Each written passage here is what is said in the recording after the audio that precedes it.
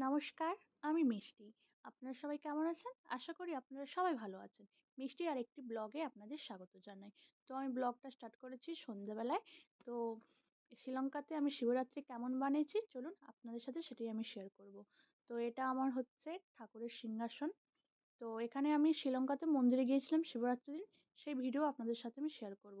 কিন্তু সেখানে ঠাকুরের মানে শিবলিঙ্গতে জল ঢালতে দেওয়া হয় না। পুরোহিতরা নিজেরাই জল ঢালে।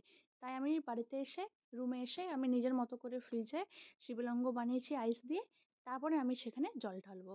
তো চলুন আমি কেমন জল ঢেলেছি সেটাই শেয়ার করছি। তো আমি শিবলিঙ্গ প্রথমে নিয়ে নিয়েছি। তারপর আমি দিয়েছি দই। এখানে আমি ভালো করে আগে দইটা ভালো করে মাখিয়ে নিয়েছি। মাখিয়ে নেওয়ার পর আমি এখানে দিয়ে দেব মধু। মধু দিয়ে দিলাম। তারপর এখানে আমি দিয়ে দেব দুধ। ওম নমঃ শিবায় বলে আমি দুধ ঢালা শুরু করে দিয়েছি। আর হ্যাঁ, এখানে আমার কাছে ঘি আমার কাছে ছিল না, তাই আমি আর ঘি দিতে পারলাম না। তো আমি এরকম করেই পুজো করছি। তো ভিডিওটা আপনারা কন্টিনিউ দেখতে থাকুন। তো দেওয়ার পর আমি দুধ ঢালা হয়ে গেছে। এবার আমি জল দিয়ে দিলাম। তো জল দেওয়ার পর আমি এখানে পেয়েছি বেলপাতা আর বেলও পেয়েছি। কিন্তু আমি এখানে আকন্দ ফুল পাইনি। তো যেটা পেয়েছি আমি সেটা দিয়েই পুজো করেছি। তো এখানে আমি বেলপাতা চাপিয়ে দিলাম। বেলপাতা দেওয়ার পর আমি এখানে সাদা ফুল পেয়েছি। তো এই ফুলের নাম জানি না, দিয়ে দিয়েছি ভগবানকে এই ফুল। আমরা এখানে আমরা এই সেম ফুলকে আমরা বলি টগর ফুল। বাট এটা এখানে অন্যরকম ফুল।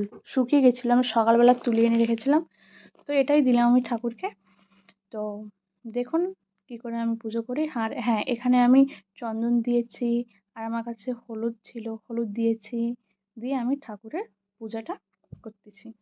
আমি যতটা পেরেছি আমার মতো করে আমি এটা ভক্তি দিয়ে পুজো করেছি। তো আমি আজকে সন্ধ্যেবেলায় শিবরাত্রির দিন সন্ধ্যেবেলায় আমি গিয়েছিলাম মন্দিরে, এখানকার মন্দিরে গিয়েছিলাম। তো এখানকার মন্দিরে গিয়ে যেটা দেখলাম, এখানে আমাদের ওখানের মতো ফ্রুট ট্রুট দিয়ে পুজো নেয়, বাট কাউকে জল ঢালতে দেওয়া হয় না। পুরোহিতরা একবারই জল ঢালা হয়, টাইমিং ছিল একটা। তো সেখানে দেখলাম ওরা দুধ ঢেলেছে, জল ঢেলেছে, সব কিছুই করেছে। বাট সাধারণ আমাদের মতো মানুষদের জল ঢালতে অ্যালাউ নেই ওখানে, এরা এখানে ঢালে না। পুরোহিতরা নিজেরাই ঢালে। তো এখানে একটা বড় একটা বালতির মতো আছে, মানে বক্সের মতো বড় একটা স্টিলের আছে। তো সেখানে সবাই দুধ নিয়ে যাচ্ছে, সেখানেই ঢালতেছে। কেউ বাবার মাথায় জল ঢালতে পারছে না। তো আমাদের ওয়েস্ট বেঙ্গলে কি হয়, আমরা যাই লাইন দিয়ে দাঁড়ানোর পর শিবের মাথায় জল ঢালি। এখানে এরকম নিয়ম। তো ভিডিওটা আমার কাছে আছে, আমি একদিন শেয়ার করবো আপনাদের সাথে। এবার দেখুন আমি আমার মতো করে পুজো করছি ধূপ টুপ দিয়ে সুন্দর করে। তো ভিডিওটা কন্টিনিউ দেখুন। তো আমি এখানে পুজো আমার প্রায় শেষ। আমি এখানে ধূপ দেখিয়ে নিলাম। এবার ধূপ দেখানোর পর আমি এখানে প্রদীপ দেখিয়ে নেবো ভগবানকে। তো যদি আমার ভিডিওটা আপনাদের ভালো লেগে থাকে, অবশ্যই লাইক, কমেন্ট, শেয়ার অ্যান্ড পাশে থাকা বেল আইকনটি ক্লিক করবেন, যাতে আমার ভিডিও এলে আপনারা দেখতে পারেন। তো প্লিজ সাবস্ক্রাইব মাই চ্যানেল। তো দেখুন এখন আমি ঠাকুরকে প্রদীপ দেখাচ্ছি। তো এখানে আমার অনেক ঠাকুর আছে। আমার অনুকূল ঠাকুর আছে, লক্ষ্মী মাতা আছে, উম রাধাকৃষ্ণ আছে, শিব ঠাকুর আছে, সরস্বতী মাতা আছে, গণু দাদা আছে আমার। সব ঠাকুর এখানে আছে।